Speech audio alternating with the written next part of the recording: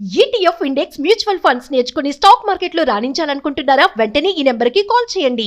అమెరికాలో ఉద్యోగం లేదా అమెరికాలో ఉండడం తుమ్మితే ఊడిపోయే ముక్కులా మారిపోతుంది రోజు రోజుకి. ఇండియా వెళ్ళి 60 రోజుల్లో పైగా ఉంటే అమెరికాలోకి రానివ్వకుండా H1B వీసా ఉన్న వాళ్ళని కూడా వెనక్కి పంపిస్తున్నారనేది ఇప్పుడు సారాంశం. అమెరికాలో డొనాల్డ్ ట్రంప్ ప్రభుత్వం ఏర్పడిన తర్వాత ఇమిగ్రేషన్ నిబంధనల్ని కఠినతరం చేసింది.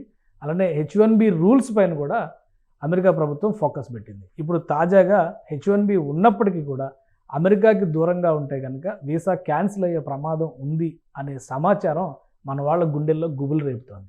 అసలు ఏం జరుగుతుంది? ఈ నిబంధనలు నిజంగా ఉన్నాయా? దీనికి సంబంధించిన అనుభవాలు ఏంటి? ఒకసారి తెలుసుకునేటువంటి ప్రయత్నం చేద్దాం. మనం యుఎస్ నుంచి మనతో లైవ్లో జాయిన్ అయ్యారు భూమిరెడ్డి సాయి శ్రీనివాస్. అలానే సాయి శ్రీనివాస్ గారు అక్కడ రీసెర్చ్ స్కాలర్గా చేస్తున్నారు. సాయి శ్రీనివాస్ గారు నమస్తే. నమస్తే సార్. ఏంటి రోజుకు ఒక కొత్త విషయం వస్తుంది. 60 రోజులు అమెరికాకి బయట ఉండి H1B వీసా ఉన్నా కానీ అమెరికాకి దూరంగా ఉండి ఇండియాలో కావచ్చు ఇంకెక్కడైనా కావచ్చు వాళ్ళు ఉంటే కనుక వీసా క్యాన్సిల్ అయిపోద్ది. నిజమేనా? ఇట్లాంటి రూల్ ఏదైనా ఉందా? సార్ యూజువల్లీ ఎక్కడే కానీ సార్ నేను గత 2-3 రోజుల నుండి ఆ ఇన్సిడెంట్ జరిగిన తర్వాత నుండి నేను విపరీతమైన రీసెర్చ్ చేయడం జరిగింది. అంటే అది అసలు 60 రోజులు ఎక్కడైనా యూనివర్సల్ రూల్ ఉందా, ఎక్కడైనా దీని కండిషన్స్ ఏంటి, ఒకవేళ దీని గురించి మనం ఏమేం చేయొచ్చు అని ఎక్కడే కానీ. సో గత 2 రోజుల నుండి నాకు ఎక్కడే కానీ ఈ 60 రోజుల రూల్ కానీ ఈ 60 రోజుల నిబంధన కానీ ఎక్కడే కానీ కనపరాలేదు. సో ఇది ఎక్కడి నుండి పుట్టుకొస్తుంది అనేది కూడా నాకు అర్థం కాకుండా పరిస్థితిలో ఉన్నాం సార్ అందరం. సో అసలు నిజమేనా ఈ రూల్ ప్రకారం కొంతమందిని వెనక్కి తీసి పంపించారు? హైదరాబాద్ నుంచి ఒకరిని, బెంగళూరు నుంచి ఇద్దరిని, ఇట్లా కొన్ని డేటా వస్తుంది. సోషల్ మీడియాలో అయితే ఈ పోస్టులే వైరల్ అవుతుంది. సో నిజంగానే అటువంటి డిపోర్టేషన్స్ జరిగినాయా? వాళ్ళ వీసాలో రివోక్ చేయడాలు, క్యాన్సిల్ చేయడాలు, తిప్పి పంపించడాలు ఇట్లాంటివి ఏమైనా ఉన్నాయా? సార్ ఇదైతే 100% నిజమే సార్, వాస్తవమే. సో తప్పకుండా ముగ్గురిని అయితే రిటర్న్ పంపించడం జరిగింది అనేది అయితే క్లియర్ గా తెలుస్తుంది అబుదాబి ఎయిర్పోర్ట్ నుండి. సో ఇక్కడ మనం ఒకసారి ఆలోచించుకోవాల్సింది రూల్ ఏం చెప్తుంది అనేది దాని గురించి ఆలోచించుకోవాలి సార్. ఇప్పుడు వీళ్ళని తిరిగి పంపించిండే రూల్ ఏంటంటే sir 22 code of federal regulations 41.122 HE ప్రకారము వాళ్ళని రిటర్న్ పంపించడం జరిగింది. ఈ రూల్ ఏం చెప్తుందంటే సార్ పోర్ట్ ఆఫీసరు సెక్షన్ 235 ప్రకారము వాళ్ళు సాటిస్ఫైడ్ లేకపోయినా, లేకపోతే వీళ్ళ అడ్మిషన్ ని అమెరికాలోకి రానికోకుండా వీళ్ళు అనుకోవడం ద్వారా వీళ్ళు స్వతహాగా అంటే ఏలియన్ అనే వాళ్ళు స్వతహాగా వాలంటరీగా డిపార్చర్ కావడం జరిగింది. 235 ఏం చెప్తుందంటే sir deny to the admission to the United states అని చెప్తుంది. అంటే వీళ్ళకి ఎంట్రీ లేకోకుండా వీళ్ళని డినై చేయడం. ఎందుకు డినై చేస్తారు అంటే మీ అందరికి తెలిసిండేదే, మామూలుగా ఎందుకు అమెరికాలోకి రానికోకుండా డినై చేస్తారంటే ఒక 5 కారణాలు ఉంటాయి సార్. ఫస్ట్ కారణం ఏంటంటే నేషనల్ సెక్యూరిటీ కానీ, హెల్త్ రిలేటెడ్ గ్రౌండ్స్ కానీ, లేకపోతే వీళ్ళు ఇక్కడికే వచ్చేసి పర్మనెంట్ గా అమెరికాలో ఉండిపోతారా అని, లేకపోతే ఫ్రాడ్ ఏదైనా చేసినా, మిస్రిప్రజెంటేషన్ చేసినా, ఈ 5-6 కండిషన్స్ లో తప్పకుండా ఎవరికైనా డినై చేస్తారు. కానీ 60 రోజుల నిబంధన అనేది ఎక్కడ లేదు. ఇది ఎక్కడి నుండి వస్తుందంటే సార్ 2001లో వాన్ అనే ఒక కేసులో చెప్తారు సార్. ఎవరికి కానీ ఈ సిబిపి ఆఫీసర్ కి వీళ్ళకు ఈ 5 కండిషన్స్ కాకపోయినా కానీ వీళ్ళకు బ్రాడ్ విచక్షణ రహితంగా వీళ్ళ అధికారాలు ఉంటాయి. ఈ 5 కండిషన్స్ కాకపోయినా కానీ మిగతా కండిషన్స్ ని వీళ్ళు స్వతహాగా తీసుకొని when they are facially and legitimate act అన్నప్పుడు వీళ్ళు ఏదైనా కానీ రూల్ తీసుకొని వాళ్ళ వీసా రివోక్ చేసే అధికారము సిబిపి ఆఫీసర్ కి ఇవ్వడం జరిగింది ఆ కేసు ద్వారా. దాని తర్వాతనే వీళ్ళన్ని సిబిపి ఆఫీసర్ ఏది చెప్పినా గానీ, వాళ్ళు ఏ విచక్షణ రహితంగా వాళ్ళు ఏదైనా అధికారాన్ని వాడి ఇట్లాంటివి చేసినా గానీ అది లీగలీ వ్యాలిడ్ అయిపోతుంది, ఫేషియలీ లెజిటిమేట్ అయిపోతుంది. ఇక్కడ వాళ్ళు ప్రూవ్ చేయాల్సిందేది ఒకటే సార్, ఎందుకు ఫేషియలీ లెజిటిమేట్ అనేది ఒకటే ప్రూవ్ చేయాలి. అంటే 60 రోజుల కన్నా ఇండియాలో ఉండడం వల్ల అమెరికాకు నష్టం కానీ, లేకపోతే ఏంటి ఎందుకు నష్టపడతారు అనే దాని గురించి ఒకటి వాళ్ళు ప్రూవ్ చేయాల్సిందేది వస్తుంది సార్. కేసు అయిన తర్వాత ఈ ముగ్గురు డిపోర్టేషన్ అయిన తర్వాత అక్కడ అమెరికా మీడియాలో కానీ లేదా మన తెలుగు కమ్యూనిటీ, తెలుగు సర్కిల్స్లో కానీ ఏదైనా డిస్కషన్ జరుగుతుందా? రీజన్స్ ఏంటి, ఎందుకు వెనక్కి పంపించారు? పైగా అబుదాబి దగ్గర నుంచే వెనక్కి పంపించిన నేపథ్యంలో అక్కడ లీగల్గా ఏమన్నా సపోర్ట్ దొరికే అవకాశం ఉందా వాళ్ళకి? సార్ సిబిపి అంటే ఈ పోర్ట్ ఆఫ్ ఎంట్రీలో జరిగేదానికి ఎక్కడే గానీ లీగల్ రైట్ కానీ లీగల్ హక్కులు కానీ ఎక్కడే కానీ మనం వాడడానికి అవకాశం ఉండదు సార్. అది ఫస్ట్ ఆఫ్ ఆల్ మనకు చాలా క్లియర్ గా తెలుసుకోవాల్సింది. మీ అందరికి ఒకటే చెప్తున్నాను సార్ ఈ సందర్భంగా, వీసా అనేది హక్కు కాదు sir, it's a privilege. So వాళ్ళు అమెరికా వాళ్ళు, సో మనకి ఇచ్చిన ప్రివిలేజ్ అట్లాంటిది. సో అందరు ఏమనుకుంటారు, మనకు వీసా ఉంటే మనం డైరెక్ట్ గా అమెరికాకి వెళ్ళిపోవచ్చు, కానీ ఎక్కడే కానీ అది లేదు. సిబిపి ఆఫీసర్ ని మీరు సాటిస్ఫై చేసిన తర్వాతే మీరు అమెరికాలోకి ఎంటర్ కావాలి. అమెరికాలో మీరు వచ్చిన పర్పస్ ని సాటిస్ఫై చేయగలరు. దాని తర్వాతే మీరు ఏదైనా చేయగలరు తప్ప మీకు వీసా వచ్చినంత మాత్రం మీరు అమెరికాకు వచ్చేసి మాకు అధికారాలు ఉన్నాయి, హక్కులు ఉన్నాయనే దానికైతే అసలు లేదు సార్. ఇక్కడ ఇంకొకటి ఏంటంటే, మీరు మంచి ఒక క్వశ్చన్ అడిగారు, అంటే ఏమన్నా మన కోర్టుకి వెళ్ళే అవకాశం ఉందా, ఏదైనా లీగల్ రైట్స్ ఉంటాయా అని. ఇక్కడ పోర్ట్ ఆఫ్ ఎంట్రీలో జరిగేదానికి ఎక్కడే గానీ లీగల్ రైట్స్ అనేది ఎక్కడ లేదు సార్. ఇది కంప్లీట్ గా ఎక్సెప్షన్. దీనికి ఎక్కడే గానీ జ్యుడిషియల్ రివ్యూ గానీ మీరు కోర్టుకి వెళ్ళి మా హక్కులు కాల రాస్తున్నారు వీళ్ళు అనే దానికి అసలు లేదు. ఎందుకంటే వీసా అనేది ఒక హక్కు కాదు, ఇట్స్ ప్రివిలేజ్. అది క్లియర్ గా చెప్పడం జరుగుతుంది సార్. కానీ అంటే ఇప్పుడు మరి వాళ్ళు ప్రాజెక్టుల మధ్యలో ఉండొచ్చు, ఆల్రెడీ కొన్ని కమిట్మెంట్స్ ఉండొచ్చు, అక్కడ కొంతకాలం ఉండి బయటకు వచ్చిన వాళ్ళు అయి ఉండొచ్చు.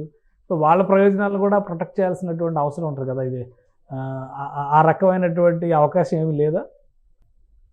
అంటే ఆ రకమైన అవకాశం అయితే ప్రస్తుతానికైతే ఎక్కడ కనపరావడం లేదు సార్. అంటే ఇక్కడ మీరు క్లియర్ గా చూసుకుంటారు, అంటే ఇప్పుడు ఫర్ ఎగ్జాంపుల్ ఇప్పుడు ఏదైనా ఎమర్జెన్సీ ఉండి, ఫ్యామిలీ ఎమర్జెన్సీ ఉండి, ఎవరన్నా సో చావు బతుకుల్లో ఉండరు, లేకపోతే మనకి ఏదైనా యాక్సిడెంట్ జరిగి ఇండియాలో మనము దాన్ని రికవర్ కావడానికి 6-7 నెలలు టైం పడుతుంది. ఆ టైంలో పరిస్థితులు కూడా వీళ్ళు ఆలోచించుకోకుండా, ఈ ఎమర్జెన్సీ సిచ్యువేషన్స్ కూడా వీళ్ళు చూసుకోకుండా ఇలా వీసాని రివోక్ చేయడం అనేది నాకైతే కరెక్ట్ అనిపించడం లేదు. అండ్ వాళ్ళు క్లియర్ గా చెప్తున్నారు, ఆ ముగ్గురు, మాకు ఎమర్జెన్సీ క్లియర్ గా ఉంది, మాకు ఎమర్జెన్సీ మా ఫ్యామిలీ ఇష్యూస్ లేకపోతే హెల్త్ ఇష్యూస్, ఆ క్లియర్ గా రీజన్స్ వీళ్ళ దగ్గర డాక్యుమెంటేషన్ ఉన్నా గానీ వీసా రిజెక్ట్ చేశారు అంటే వాళ్ళు ఎంత డిస్క్రిషన్, ఆ విచక్షణ రహిత ఆ అధికారాన్ని ఎలా ఉపయోగిస్తున్నారు అని కూడా ఒకసారి మనము ఎవాల్యుయేట్ చేసుకొని మనం కూడా కొంచెం కేర్ఫుల్ గా ఉండడం చాలా బెటర్ సార్. అట్లనే ఇంకొకటి ఏంటంటే, ఒకవేళ మీకు అట్లాంటి సిచ్యువేషన్స్ వస్తే మీరు H1B పిటిషన్ ని విత్డ్రా చేసుకొని మళ్ళీ మీరు ఫ్యూచర్ లో రావడానికి అవకాశం ఉంటుంది. ఇప్పుడు ఫర్ ఎగ్జాంపుల్ ఈ సిచ్యువేషన్ లో కూడా సార్, ఇక్కడ ఎక్కడే కానీ వాళ్ళు స్వతహాగా వాలంటరీగా డిపార్చర్ అయ్యారు కాబట్టి నో ఇష్యూస్.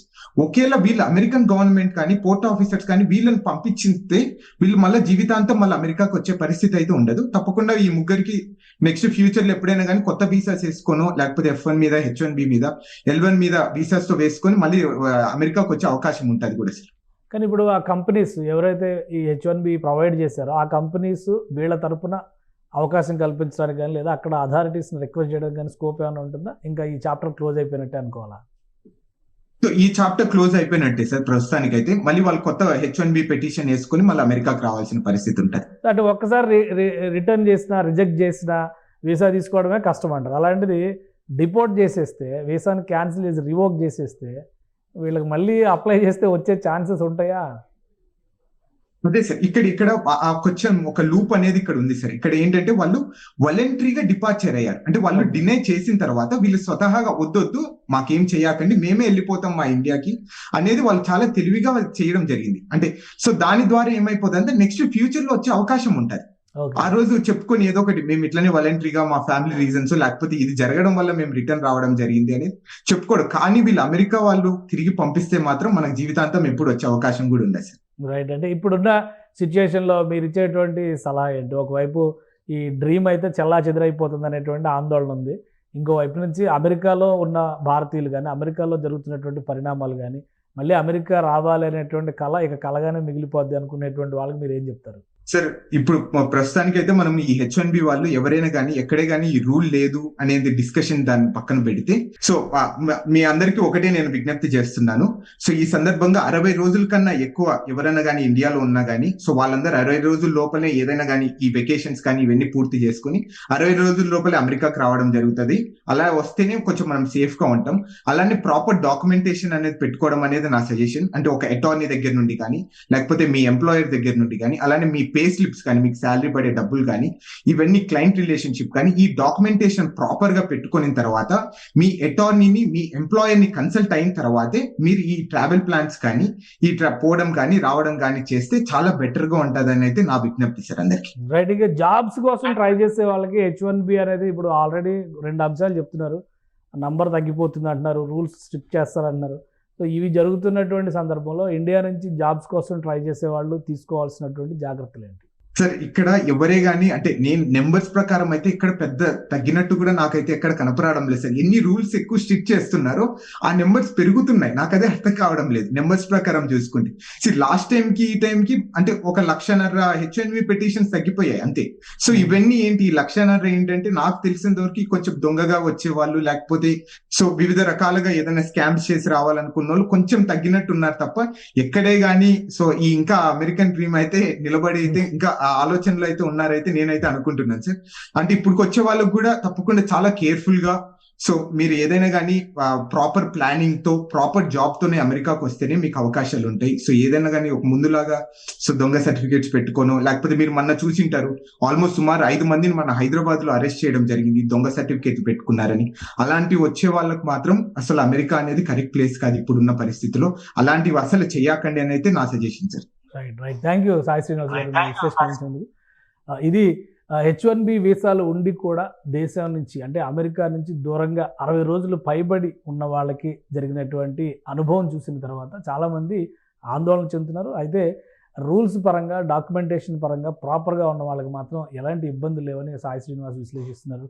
మరోవైపు కొత్తగా వెళ్ళేటువంటి వారి సంఖ్య కూడా ఏమాత్రం తగ్గడం లేదు. పిటిషన్ పెట్టుకునేవాళ్ళు, అప్లికేషన్ పెట్టుకునే వాళ్ళు తగ్గొచ్చేమో కానీ వచ్చేటువంటి నంబర్లో మాత్రం పెద్దగా మార్పు లేదని చెప్పి అంటున్నారు. సో ఏదైనా ఏ దేశం అయినా కానీ కరెక్ట్ ప్రొసీజర్ని ఫాలో అయితే ఆ దేశంలో విలువ గౌరవం ఉంటుంది. అలానే మన సొంత దేశానికి కూడా ఆ గౌరవం పెరిగేటువంటి ఛాన్సెస్ ఉంటుంది. ఎలాంటి మిస్లీడింగ్ ఇన్సిడెంట్స్కి మిస్లీడింగ్ అంశాలకి పాల్పడకుండా ఉంటే కనుక అమెరికా రావాలనేటువంటి డ్రీమ్ ఇప్పటికీ చెక్కు చెదరదని ఆయన విశ్లేషిస్తున్నారు. ఇది special discussion. Keep watching. Suman టీవీలో మీ పర్సనల్ అండ్ బిజినెస్ ప్రమోషన్స్ కోసం కింది నెంబర్కి కాంటాక్ట్ చేయండి.